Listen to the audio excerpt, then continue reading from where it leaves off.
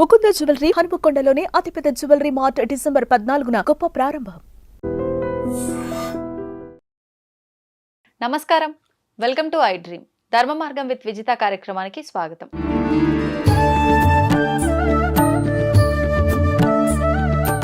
December 18వ తారీఖున సంకష్టహర చతుర్థి. సంకష్టహర చతుర్థి అనగానే మనం అందరము కూడా గణపతి ఆరాధన చేస్తూ ఉంటాము. ప్రత్యేకించి ఈ 18న వచ్చే సంకష్టహర చతుర్థికి ఏదైనా విశిష్టత ఉందా? ముఖ్యంగా ఉద్యోగరీత్యా ఇబ్బంది పడే వాళ్ళు చాలా మంది ఉంటారు. అయితే కొన్ని పనులు చాలా కాలంగా ఆటంకాలు వచ్చి పోస్ట్పోన్ అవుతూ ఉంటాయి, రకరకాల ఇబ్బందులు వస్తుంటాయి, పనులన్నీ అలా నిలిచిపోతూ ఉంటాయి. అటువంటి వారు ఎక్కువగా గణపతి ఆరాధన చేయాలని చెప్పి అంటుంటారు. మరి గణపతి ఆరాధన ప్రత్యేకించి ఈ సంకష్టహర చతుర్థి రోజు ఏ విధంగా చేయాలో ఇప్పుడు గురుగారితో మాట్లాడి తెలుసుకుందాం. ప్రస్తుతం మనతో పాటు ఉన్నారు ప్రముఖ జ్యోతిష్య పండితులు నందిబట్ల శ్రీహరి శర్మ గారు. ఇప్పుడు వారితో మాట్లాడేద్దాం. నమస్కారం గురుగారు. వాగర్థావివ సంపృక్తౌ వాగర్థ ప్రతిపత్తయే జగతః పితరౌ వందే పార్వతీ పరమేశ్వరౌ. సదాశివ సమారంభాం శంకరాచార్య మధ్యమాం అస్మదాచార్య పర్యంతం వందే గురు పరంపరాం. ఆదిత్యాయ చ సోమాయ మంగళాయ బుధాయ చ గురు శుక్ర శనిభ్యశ్చ రాహవే కేతవే నమః. శృంగేరి జగద్గురు పీఠాధిపతులకి, కంచి పీఠాధిపతులకి నమస్కారములు తెలియజేసుకుంటూ కార్యక్రమాన్ని ప్రారంభిద్దాం. గురుగారు, సంకష్టహర చతుర్థి అంటే ముఖ్యంగా సంకష్టహర చతుర్థి అనగానే గణపతి ఆరాధన గుర్తొస్తుంది. అయితే మనం ఏ పూజ చేసినా కూడా తొలి పూజ గణపతికే చేస్తాము. ఎటువంటి ఆటంకాలు రాకుండా ఉండాలని చెప్పి చేస్తామని చెప్పి పెద్దవాళ్ళు చెప్తూ ఉంటారు. మరి అయితే ఇప్పుడు చాలా మందికి కొన్ని పనుల్లో ఆటంకాలు వస్తూనే ఉంటాయి, కానీ పని అనేది పూర్తిగా పూర్తవ్వదు. అటువంటి వారు కానీ ఉద్యోగరీత్యా కూడా చాలా ఇబ్బందులు పడుతుంటారు, ఉద్యోగం రావటం ఆలస్యం అవుతుంటుంది. ఇలాంటి వాళ్ళు ప్రత్యేకించి మనకి వచ్చే డిసెంబర్ 18వ తారీఖున వచ్చే సంకష్టహర చతుర్థికి ఎటువంటి విధి విధానాలు ఆచరిస్తే గణపతి అనుగ్రహం కలుగుతుంది? అదేవిధంగా ప్రతి ఒక్కరికి కావాల్సింది లక్ష్మీ అమ్మవారి అనుగ్రహం. అమ్మవారి అనుగ్రహం కలగాలంటే కూడా ఆ రోజు ఏం చేయాలి? మనము ఈ మార్గశిర మాసము ప్రతి కార్తీక మాసంలో వల్లే కూడా మార్గశిర మాసం కూడా ప్రతిరోజు కూడా ప్రత్యేకమైనటువంటి రోజు. ఈ మార్గశిర మాసంలో వచ్చేటువంటి సంకష్టహర చతుర్థి డిసెంబర్ 18వ తారీఖు రోజున వస్తుంది. ఇక్కడ చాలా మంది ప్రేక్షకులకి ఏంటంటే చవితి తిథి లేదు కదా, సంకష్టహర చతుర్థి 18 ఎలా 19 చేసుకోవాలి కదా అని అంటుంటారు. తదియత తిథి ఉదయం 10:35 వరకు ఉంది 18వ తారీఖు రోజున. ప్రదోషకాల సమయానికి చతుర్థి తిథి ఉన్నటువంటి రోజున మాత్రమే సంకష్టహర చతుర్థి వ్రతాన్ని చేసుకోవాలమ్మా. ఇక ఆ రోజు ఉన్నటువంటి విశిష్టత మనం తెలుసుకున్నట్లయితే, ఆ రోజు ఉన్నటువంటి నక్షత్రము పుష్యమి నక్షత్రం. అంటే ఉన్నటువంటి శని నక్షత్రాలు 3 నక్షత్రాలు, ఉత్తరాభాద్ర, పుష్యమి, అనురాధ. ఈ 3 నక్షత్రాలలోకెల్లా పుష్యమి నక్షత్రము చాలా గొప్పదైనటువంటిది. ఎందుకంటే మనఃకారకుడైనటువంటి చంద్రుడు రాశిలో ఉంటుంది ఆ పుష్యమి నక్షత్రం. కాబట్టి పునరుసు నక్షత్రాన్ని అంటిపెట్టుకొని ఉంటుంది. అంటే ఏంటి? గురువు యొక్క అనుగ్రహాన్ని పొంది ఉంటుంది. పైగా పుష్యమి నక్షత్రంతో కూడుకున్నటువంటి సంకష్టహర చతుర్థి చాలా అరుదుగా వస్తుందట. ఈ రోజున మహాసంకష్టహర చతుర్థి అనేటువంటి వ్రతాన్ని కూడా చేసుకోవాలి. ఎవరు చేయాలి గురుగారు? ఎవరైనా కానీ, ఎటువంటి వాళ్ళు ఉద్యోగంలో ఇబ్బందులు పడుతున్నటువంటి వాళ్ళు, ధనపరమైనటువంటి సమస్యలు, ఆర్థిక బాధలు ఇబ్బంది పడుతున్నటువంటి వాళ్ళు, ముఖ్యంగా గత జన్మ కర్మ దోషాలు ఉన్నటువంటి సమయంలో ఈ జన్మ ఎత్తిన తర్వాత ఈ జన్మలో కష్టాలు, నష్టాలు, సమస్యలు, ఇబ్బందులు ఎదుర్కొన్నటువంటి వాళ్ళందరూ కూడా ఇటువంటి వ్రతాన్ని ఈ రోజున ఆచరించాలి. ముఖ్యంగా మనము ఈ పుష్యమి నక్షత్రానికి 2 కారణాలు ఉన్నాయమ్మా. ఆ పుష్యమి నక్షత్రానికి అధిపతి శని, పుష్యమి నక్షత్రాన్ని పరిపాలించే గ్రహము గురువు. ఇలా 27 నక్షత్రాల కొన్ని నక్షత్రాలు మాత్రమే 2 గ్రహాలు ఒక నక్షత్రాన్ని పరిపాలిస్తూ ఉంటాయి. అందులో ఈ పుష్యమి నక్షత్రం ఒకటి. మరి ప్రత్యేకించి ఇది పుష్యమి నక్షత్రంలో పుట్టిన వాళ్ళు ఆచరించాల్సి ఉంటుందా? ఎవరైనా ఆచరించవచ్చు. ఎటువంటి ఎవరైనా అన్ని నక్షత్రాల్లో పుట్టిన వాళ్ళందరూ కూడా ఆచరించవచ్చు. ఇక ముఖ్యంగా కేతు గ్రహం సంబంధించిన విశ్లేషణ ఎందుకు తెలియజేసుకోవాలి? కేతువుకి అధిష్టాన దేవత వినాయకుడు. అంటే ఏంటి అక్కడ మనం ఇక్కడ గమనించాల్సిన అంశం ఏంటంటే, అమృతపానం చేసినటువంటి సింహిగా గర్భ సంభూతుడైనటువంటి రాక్షసుడు విష్ణుమూర్తి సుదర్శన చక్రం వదలగానే ఈ యొక్క తల భాగం అంతా కేతుగ్రహము, మొండె భాగం అంతా కూడా రాహుగ్రహం. మరి తల భాగము అనేటువంటిది ఇక్కడ చూసుకున్నట్లయితే గణపతికి అధిదేవత, గణపతి అధిష్టాన దేవతగా ఉంటాడు ఈ యొక్క కేతుగ్రహానికి.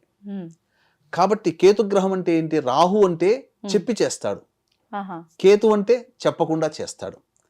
ఈ యొక్క కలియుగంలో రాహుకేతులు మంత్రులు, శని రాజు.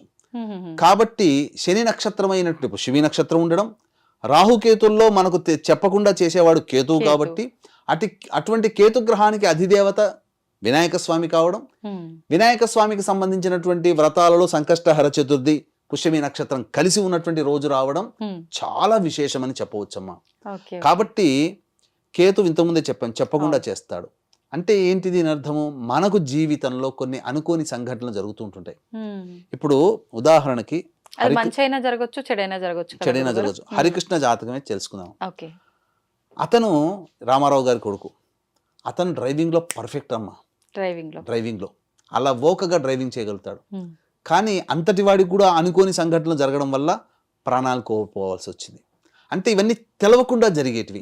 మన జీవితంలో ఏవైతే తెలవకుండా జరుగుతాయని మనం అనుకుంటామో, తెలవకుండా జరిగినటువంటి వాటి వల్ల ఇబ్బందులు పడతామో, భవిష్యత్తులో కూడా మనకు ఏమన్నా తెలవకుండా జరుగుతాయని చెప్పి ఆలోచన చేస్తామో, అటువంటి వాళ్ళందరూ ఈ రోజున వినాయకుడి యొక్క అనుగ్రహాన్ని పొందే ఈ యొక్క చిన్న పరిహారాన్ని కనుక పాటించినట్లయితే తప్పకుండా వాళ్ళకి వినాయకుడి యొక్క అనుగ్రహంతో వాళ్ళ ఆపదలు, కష్టాలు, నష్టాలు అన్నీ తీరిపోతాయి.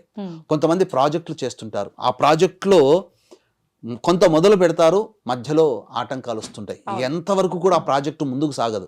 కొంతమంది ఇల్లు కట్టుకుంటారు, అన్ని పర్మిషన్స్ వస్తాయి, మధ్యలో ఇల్లు కట్టేస్తున్న సమయంలో మధ్యలో ఆగిపోయి మున్సిపాలిటీ పర్మిషన్స్ రావు. కొంతమంది ఉద్యోగ ప్రయత్నాలు దగ్గర దాకా వెళ్తారు, మధ్యలో పోతూ ఉంటుంటారు, అలా విఫలమవుతూ ఉంటుంటారు. అలాగే వీక్షించేటువంటి ప్రేక్షకుల్లో ప్రతి ప్రయత్నంలో విఫలమవుతున్న వారు ఈ రోజున అనగా డిసెంబర్ 18వ తారీఖు రోజున ఎవరైతే వినాయక సంకష్టహర చతుర్థి వ్రతాన్ని ఆచరిస్తారో వాళ్ళకందరికీ కూడా తప్పకుండా వినాయకుడి యొక్క అనుగ్రహం వలన వాళ్ళకి మంచి చేకూరుతుంది. గురుగారు, సంకష్టహర చతుర్థి పూజా విధానం అనేది ఆ ఒక్కరోజు ఆచరించి అంటే ఊరుకునేదా, లేదంటే కొంతమంది చెప్తారు కొన్ని సంవత్సరాల పాటు చేస్తూనే ఉండాలి సంకష్టహర చతుర్థి, కొన్ని నెలల పాటు అని, అలా చేయాలా? దీనికి నియమం అంటూ ఉన్నదమ్మా. జీవితాంతము పాటించే పద్ధతి ఒకటి ఉంటుంది, లేదు ఒక సంవత్సరం మాత్రమే నేను దీక్ష స్వీకరిస్తాను అని ఒకటి ఉంటుంది. కనీసం హీన పక్షంలో 3 సంకష్టహర చతుర్థులైనా 7 సంకష్టహర చతుర్థులైనా కానీ ఆచరించాలి. విధి విధానాన్ని బట్టి కనీసం ఆ ఒక్క రోజునైనా కానీ ఆచరించమని శాస్త్రం చెప్పబడి ఉంది. కాబట్టి ఆ ఒక్క రోజుకైనా ఆచరించవచ్చు, 3 సార్లైనా ఆచరించవచ్చు, 7 సార్లైనా ఆచరించవచ్చు, సంవత్సరం మొత్తం 12 నెలల పాటు కూడాను ఆచరించవచ్చు. ఇప్పుడు వ్రతం అంటే పురోహితుల సమక్షంలో చేయాల్సి ఉంటుందా? ఎవరికి వాళ్ళే చేసుకోవచ్చు. ఇక్కడ ఏంటంటే ఉదయాన్నే సూర్యోదయ కాలంలోనే కాలకృత్యాదులన్నీ తీర్చుకొని మొట్టమొదటిగా ఉదయిస్తున్నటువంటి సూర్యుడికి నమస్కారం చేసి అర్ఘ్యమిచ్చి సూర్యాష్టకం 6 సార్లు పారాయణం చేయాలి. ఆ రోజున సంకష్టహర చతుర్థి వ్రతాన్ని ఎవరైతే ఆచరిస్తారో ఆ రోజున ఈ యొక్క దాంపత్యము పనికిరాదు, నూనె తలంటుకోవడం అనేటువంటిది పనికిరాదు, అలా నూనె పెట్టుకోవడం పనికిరాదు, అలాగే క్షౌరము, గడ్డం గీసుకోవడం లాంటివి పనికిరాదు, మద్య మధుమాంసములు స్వీకరించకూడదు. ఇవన్నీ కూడాను నియమాలు పాటించాలి. మగవారు కూడా ఈ వ్రతాన్ని మగవారు చేయొచ్చు, ఆడవాళ్ళు కూడా చేయవచ్చు, పిల్లలు కూడా చేయొచ్చు. ముఖ్యంగా విద్య కావాలనుకునే వాళ్ళమ్మ, ముఖ్యంగా గణపతి వినాయక చవితి వచ్చిందంటే పిల్లలందరూ పుస్తకాలు పెట్టి అక్కడ గణపతి ఆరాధన చేస్తాం కదా. కాబట్టి పిల్ల, పెద్ద, పాప, చిన్న, ముసలి, ముతక ఎవ్వరూ దీనికి ఎగ్జామ్షన్ కాదు, అందరూ చేసుకోవచ్చు. ఉపవాసం ఉంటే చాలా మంచిది. ముఖ్యంగా 3 పిడికిళ్ళ బియ్యము ముడుపు కట్టడం, అనగా ఎర్రటి గుడ్డలో 3 పిడికిళ్ళ బియ్యం కట్టడము, తర్వాత వక్కలు, ఖర్జూరకాయలు, తోచిన దక్షిణ ఆ విధంగా పెట్టడం, పెట్టి ఆ స్వామి ముందర, వినాయకుడి విగ్రహాన్ని ముందర కానీ, చిత్రపటం ముందర కానీ, లేదా వినాయకుడి దేవాలయంలో కానీ కట్టి ముడుపు కట్టి అక్కడ పెట్టి ఆ రోజున వినాయకుడి స్వామి దేవాలయంలో గరికతో అర్చన చేయించుకోవాలి పొద్దున పూట. ఇప్పుడు అన్ని మీరు చెప్పిన ఐటమ్స్ అన్ని ఎన్నెన్ని సంఖ్యమైన చూసుకోవాలి? 3 పిడికిలు పెడితే చాలా. బియ్యం 3 పిడికిలు అన్నారు, మిగతాయి ఒక్కలు 2, ఖర్జూరాలు 2 పెట్టవచ్చు. ఏదైనా ఒక తాంబూలం పెట్టాలి. అక్కడ పెట్టిన తర్వాత దేవాలయానికి వెళ్ళి గరికతో గణపతికి అష్టోత్తర పూజ చేయాలి. శ్వేత అర్కము అంటే తెల్ల జిల్లేడు పూలతో స్వామిని అర్చన చేస్తే చాలా ప్రీతి పొందుతాడట. ఆ రోజంతా వీలైతే ఉపవాసం ఉంటే చాలా ఫలితం. ఎందుకనంటే సంకష్టహర చతుర్థి వ్రతము ఉపవాసం ఉన్నటువంటి వ్యక్తి దానం చేసిన పుణ్యవశము వలన ఇంద్రుడు మధ్యలో ఆగిపోతుంది రథం, ఇంద్రుని విమానం. సంకష్టహర చతుర్థి వ్రతం ఆచరించినటువంటి వాళ్ళ యొక్క పుణ్యఫలాన్ని ఇస్తే ఆ విమానం కదులుతుంది అనంటే ఎవ్వరూ దొరకరు. కానీ చనిపోయినటువంటి ఒక మృత కళేబరం అంతకు ముందు రోజు తెలియకుండానే ఉపవాసం ఉంటుంది ఆ స్త్రీమూర్తి. ఆ మనిషి చనిపోయిన తర్వాత ఇవ్వలేదు కదా, ధారదత్తం చేయలేరు కదా, కానీ ఆ స్త్రీమూర్తి శరీరముని అంటి వెళ్ళినటువంటి గాలి ఆ విమానాన్ని తాకి ఆ గాలి వల్లనే విమానం కదిలిందట. అంటే సంకష్టహర చతుర్థి వ్రతాన్ని ఆచరించిన వ్యక్తి యొక్క గాలి సోకినా పుణ్యమైపోతుందని అక్కడ అర్థం. అంటే ఇంకా చేసిన వాళ్ళకి ఎంతటి ఇంకెంత పుణ్యమో పుణ్యం అర్థం వస్తుందో, చేసుకోవచ్చు. గాలి సోకితేనే పక్కది ఉన్నటువంటి పని మొదలవుతుందనంటే ఇక ఆగిపోయిన పనులు ఉన్నటువంటి వాళ్ళందరూ కూడా ఉమ్, చక్కగా ఈ యొక్క వ్రతాన్ని ఆచరిస్తే వాళ్ళ పనులన్నీ కూడా శీఘ్రంగా నెరవేరుతాయి. ఉమ్, ముఖ్యంగా చెప్పాలంటే ఉద్యోగం, నేను ఎన్నో ప్రయత్నాలు నేను చూశానమ్మా, నా జీవితంలో ఎంతో మందికి చేయించాను. ఉమ్, లక్ష్మీ గణపతి యొక్క మూలమంత్ర ఉపాసన చేసి ఆ ఫలితాన్ని ధారపోస్తే ఉమ్, వాళ్ళకందరికీ ఉద్యోగాలు దొరికిన సందర్భాలు ఉన్నాయి. ఆహా, రాని బాకీలు వసూలైన, ధనప్రాప్తి కలిగిన సందర్భాలు ఉన్నాయి. ఆటంకాలైనవన్నీ పనులన్నీ కూడాను శీఘ్రంగా కదిలినటువంటి సందర్భాలు ఉన్నాయి. ఇంకా జాబు రాదేమో, మనం విదేశాల నుంచి ఇంటికి రావాల్సిందే అని భయపడిన వాళ్ళు కూడా ఉమ్, ఉద్యోగం లభించిన సందర్భాలు ఉన్నాయి. కాబట్టి ఈ వ్రతాన్ని ఆ విధంగా సాయంత్రం వరకు కూడాను ఆచరించి ఉమ్. ప్రదోషకాల సమయానికి మళ్ళీ గణపతి దేవాలయానికి చేరుకొని అర్చనాది కార్యక్రమాలు జరిపించుకొని నక్షత్ర దర్శనం చేసి ఇంటికి రావచ్చు. భోజనం నైట్ భోజనం రాత్రి ఉంటే ఉపవాసం, పాలు పండ్లు ఇతరత్ర పదార్థాలు తీసుకోవచ్చు. ఆ రోజంతా ఉపవాసం ఉండి తెల్లవారి వినాయకుడిని మళ్ళీ అర్చించి భోజనం చేయవచ్చు, లేదు రాత్రి భోజనం చేయవచ్చు. ఈ విధంగా ఉపవాసం గనక ఉన్నట్లయితే తప్పకుండా వాళ్ళ కోరిక నెరవేరుతుందమ్మా. అందులో ఏమాత్రం సందేహం లేదు. అత్యంత యోగవంతమైనటువంటి సంకష్టహర చతుర్థి ఈ డిసెంబర్ 18. ఎందుకంటే పుష్యమీ నక్షత్రం రావడం అనేటువంటిది చాలా గొప్ప విషయం. దేవతా నక్షత్రాల్లో పుష్యమీ నక్షత్రం కూడా ఒకటి. కాబట్టి వీక్షించేటువంటి ప్రేక్షకులకి గమనిక, ఈ యొక్క జాతకరీత్యా కలుగు విద్య, వివాహ, ఉద్యోగ, దాంపత్య, సంతాన, అనారోగ్య సమస్యల నివారణకి మరియు గోచార రీత్యా వృషభ, మిథున, కర్కాటక, సింహతుల, వృశ్చిక, మకర, కుంభమీన రాశులు జన్మించిన వారికి శనిదోష పరిహారార్థమై సర్వదోష నివారణ పూజలు, హోమాలు అనేటువంటివి ఈ యొక్క 2024 సంవత్సరంలో వచ్చే ఆఖరి ఏకైక శని త్రయోదశి అనురాధ నక్షత్రంతో కూడుకొని వస్తుంది. అద్భుతమైనటువంటి శని త్రయోదశి ఆ రోజున శ్రీశైల క్షేత్రంలో 1700-1500 రూపాయలకి చేయించడం జరుగుతుంది. అవకాశం ఉన్న వాళ్ళు కార్యక్రమ తదనంతరం కాంటాక్ట్ చేసి మీ గోత్రనామాదులు నమోదు చేసుకోవచ్చు. ఈ విధంగా ఉపవాసం ఉండి అర్చన చేసినటువంటి వాళ్ళకి వినాయకుడికి ఇష్టపాత్రులు అవుతారు. కాబట్టి గరికతో అర్చన చేసుకోవాలి. తెల్ల జిల్లేడు పూలు దొరికితే ఆ తెల్ల జిల్లేడు పూలతో అర్చన చేసుకోవాలి. చాలా విశేషం అమ్మా. ఇక కేతుగ్రహం యొక్క అనుగ్రహం కలుగుతుంది. తద్వారా ఏమవుతుందో తెలుసమ్మా, ఎవరికైతే అనారోగ్య రీత్యా మెడ నొప్పి, సర్వికల్ ప్రాబ్లమ్స్ ఉంటాయో ఈ యొక్క గణపతి యొక్క అనుగ్రహం వల్ల ఈ సంకష్టహర చతుర్థి రోజున ఎవరైతే ఆ సంకష్టహర చతుర్థి వ్రతాన్ని ఆచరించినటువంటి వాళ్ళ చేతి ద్వారా తీర్థం పుచ్చుకున్నా చాలమ్మా, వాళ్ళకి అనారోగ్య సమస్యలు తొలగిపోతాయి. అంటే అన్ఐడెంటిఫైడ్ ఇల్నెస్ అని అంటారు. అంటే కేతువు మాయాగ్రహం, కనబడదు. కాబట్టి ఎన్ని డాక్టర్ల చుట్టూ తిరిగినా, ఎన్ని డయాగ్నోసిస్ చేసినా రోగం ఏందో తెలవదు అనుకునేటువంటి వాళ్ళకందరికీ ఆ తీర్థం పుచ్చుకున్న తర్వాత ఖచ్చితంగా రోగ నిర్ధారణ జరిగి తీరుతుంది. తద్వారా అనారోగ్య సమస్యకి మందు డాక్టర్ సూచించడం, మన అనారోగ్య నివారణ అవ్వడం, ఇవన్నీ జరిగి తీరుతాయమ్మా. అయితే ఇప్పుడు అసలు ఇప్పటి వరకు సంకష్టహర చతుర్థి పూజా విధానాన్ని ఎప్పుడు ఆచరించని వాళ్ళు కూడా ఆచరించవచ్చు అంటారా ఈసారి? ఎవరైనా ఆచరించవచ్చమ్మా. కాకపోతే స్త్రీమూర్తులకి ఇబ్బందికర పరిస్థితులు వచ్చినప్పుడు దాన్ని ఆచరించకూడదు. ఇప్పుడు సంవత్సరం పాటు కూడా ఆచరిస్తుంటారు కదమ్మా. ఈ యొక్క 18వ తారీఖు రోజున ఎవరికైనా స్త్రీలకి రజస్వల ఋతుక్రమం వచ్చింది అనుకోండి, అయ్యో మనం ఈ నెల ఆచరించకపోయామే, భంగం అయిపోతుందేమో, వ్రతభంగం అయిపోతుందేమో భయపడుతుంటుంటారు. భయపడాల్సిన పని లేదమ్మా. ఆ రోజున 4వ రోజు అయినా చెయ్యకూడదు, 3 రోజులైతే అసలు చేయకూడదు. మళ్ళీ 5వ రోజు మళ్ళీ శుచిర్భూతులే స్నానం ఆచరించి 5వ రోజు చేసుకోవచ్చు.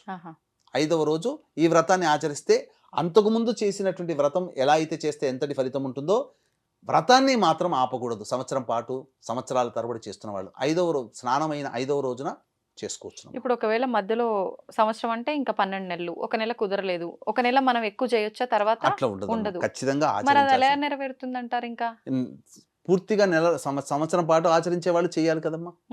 అందుకనే స్త్రీలు చేసేటట్టయితే ఆటంకం వస్తే అప్పుడు చతుర్థి రోజున ఆటంకం వచ్చింది అనుకోండి, 4 రోజుల వరకు పనికిరారు పూజా విధానానికి. 5వ రోజు స్నానం చేసి ఈ వ్రతాన్ని ఆచరిస్తే అంతకుముందు చేసినటువంటి ఆ తిథితో సంబంధం లేదు, అంతకుముందు చేసిన ఫలితం వస్తుంది.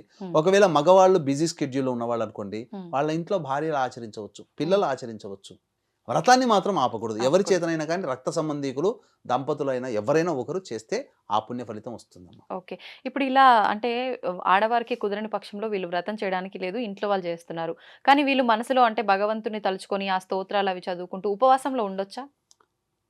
మైల ఉన్న వాళ్ళమ్మా ఉండకూడదు. అసలు ఆ స్తోత్రాలు ఆ సమయంలో చేయకూడదు. బ్రహ్మ హత్యా పాతక దోషంతో ఉంటారు. ఎందుకంటే ఇంద్రుడికి కలిగినటువంటి బ్రహ్మహత్య పాతక దోషాన్ని భూమి, వృక్షములు, స్త్రీలు వీళ్ళందరూ కూడా సమభాగంగా పంచుకున్నారట. ఓకే. సముద్రము, అందుకనే సముద్ర స్నానం ఎప్పుడు పనికిరాదు. భూమి పంచుకోవడం వల్ల భూమి ఎటువంటి వరాన్ని పొందింది, నువ్వు ఎంత లోతుకు తవ్వు, 1 సంవత్సరం 2 సంవత్సరాల తర్వాత మళ్ళీ అది పూడ్చుకుపోతుంది. వృక్షాలను నువ్వు ఎంతగా కొట్టే వేసేయి మళ్ళీ చిగురిస్తుంది. స్త్రీలు ఈ బ్రహ్మహత్యా పాతకాన్ని తీసుకోవడం ద్వారా ఎంతటి పవిత్రులయ్యారంటే ప్రతి నెల పవిత్రమూర్తులే వాళ్ళు. పురుషుడైనా కానీ పాపం చేస్తే అది పాపం అంటుకుంటూ ఉంటుంది. కానీ స్త్రీలు బ్రహ్మహత్య పాతక దోషాన్ని ఇంద్రుని ద్వారా గ్రహించినటువంటి కారణం చేత ఇంద్రుడు ఇచ్చినటువంటి గొప్ప వరం ఏంటంటే ప్రతి నెల వాళ్ళకి ఒక రుధిరం బయటపడ్డప్పుడు 5వ రోజు నుంచి మళ్ళీ వాళ్ళు పవిత్రులు అవుతారు. ఎంత గొప్ప జన్మమ్మ స్త్రీ జన్మ. పవిత్రత రావాలంటే మామూలుగా మగవాళ్ళం మేము ఎన్ని పూజలు చేస్తే మాకు ఆ పవిత్రత వస్తుంది, ఎంత స్నానం ఆచరిస్తే, ఏ విధంగా అనుష్ఠానం చేస్తే పవిత్రత వస్తుంది. స్త్రీలకి ఆ యొక్క రుధిరం బయటపడినటువంటి రోజు నుంచి 4 రోజులు ఆచరించి 5వ రోజునే వాళ్ళు స్నానం ఆచరిస్తేనే వాళ్ళు పవిత్రులు అయిపోతారట. ఇంద్రుడు ఇచ్చిన వరం ఇది. దీన్ని చాలా మంది ఆక్షేపించుకుంటారు. మేము 3 రోజులు మేము దూరంగా ఉండాలా, మమ్మల్ని వెలివేస్తారా, ఇలా ఆక్షేపణ చేసేటువంటి వ్యక్తులు కూడా ఉంటారు. రెస్ట్ తీసుకోమని చెప్పారమ్మా. ఇంతకంటే గొప్ప సౌహార్ద్రమైనటువంటి ఈ పద్ధతులు మన ధర్మంలోనే ఉన్నాయి తప్ప ఇతర ధర్మాల్లో లేవు కదా. కాబట్టి సదా ఆచరణీయం ఇటువంటి విషయాలు తెలుసుకోవడం ద్వారా అని చెప్పొచ్చు. నిజంగా చాలా మంచి విషయాలు తెలియజేశారు గురుగారు. సంకష్టహర చతుర్థి వ్రత విధానంలో చాలా మందికి సందేహాలు ఉంటాయి. ఆ సందేహాలు కూడా చక్కగా నివృత్తి చేశారు. ధన్యవాదాలు. సర్వం శ్రీ ఉమామహేశ్వర పరబ్రహ్మార్పణమస్తు.